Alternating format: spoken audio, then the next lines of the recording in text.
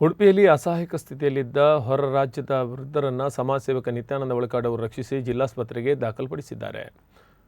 ವೃದ್ಧರ 2 ಕಾಲುಗಳು ಕೊಳೆತು ಹುಳುಗಳಾಗಿ ಗಬ್ಬು ವಾಸನೆ ಹೊಡೆಯುತ್ತಿದ್ದು ಚಿಕಿತ್ಸೆ ಪಡೆಯಲು ಅಸಹಾಯಕರಾಗಿದ್ದರು. ವೃದ್ಧರ ಆಸ್ಪತ್ರೆಗೆ ದಾಖಲು ಪ್ರಕ್ರಿಯೆ ನಡೆಸುವಾಗ ಹೆಸರು ದೊರೆಸ್ವಾಮಿ ಅಂಜಯ್ಯ ವಾರಂಗಲ್ ಎಂದು ಹೇಳಿಕೊಂಡಿದ್ದಾರೆ.